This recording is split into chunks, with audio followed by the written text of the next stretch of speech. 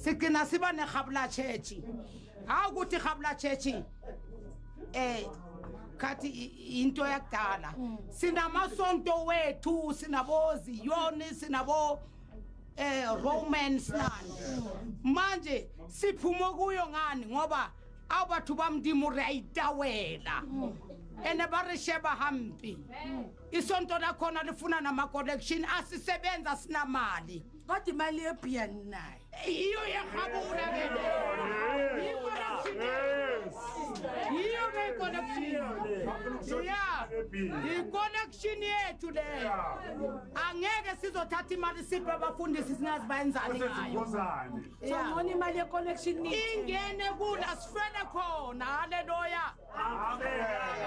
Hayi moja lava sinezibonela ukuthi church is real. Mangihleze ngisho ukuthi there are fake pastors out there, there are fake churches out there. Niyabona ukuthi nekhabula church mabayichaza bathi bayiqale ngoba mabaya kule inkonzo zakudala inkonzo lezi right uthi umam pope bishop bayabaxosha bathi abafuna bo Scarface bathi hambani niyaphuza ninjani so bona wabantu bayathanda ukuhlanganyela babonke baye bayiqalela isonto labelithi khabula church.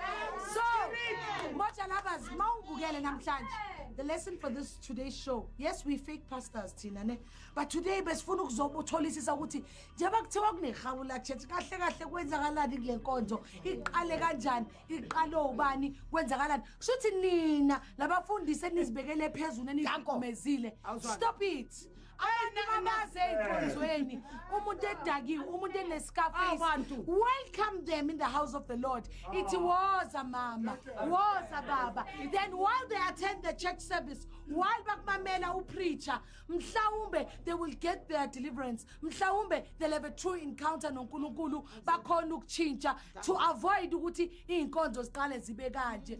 Vula namehlo moja lovers kuningi kwenzakalayo sasa ngaba nelinye isonto kuthiwa ngazi isonto lani bazoblame nina abafundisi enithi ngabafundisi beqiniso. If umfundisi weqiniso why ungezi la ikhabula? Haleluya. Thatha abantu uthi come back to God, come back to the house of God, let's do the right thing. Usihla sisimahlasi ubhobungane ngiyabona isekhabula church. Moja lovers, this episode is one of a difference.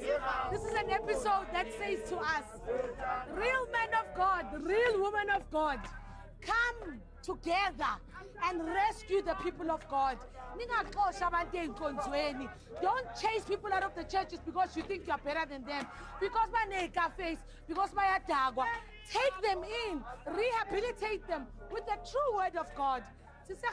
Because we're investigating namhlanje so fake pastors vele mawunenkinga sifonele sizongenelela nawe edabeni lakho usihloka sifisa umahlasi ubhobungane hayi ngishilo ngathi ubona isonto bathi lethu umhlolo linemgilingwane siyibonile ke umlilo njengohlase siyakuqina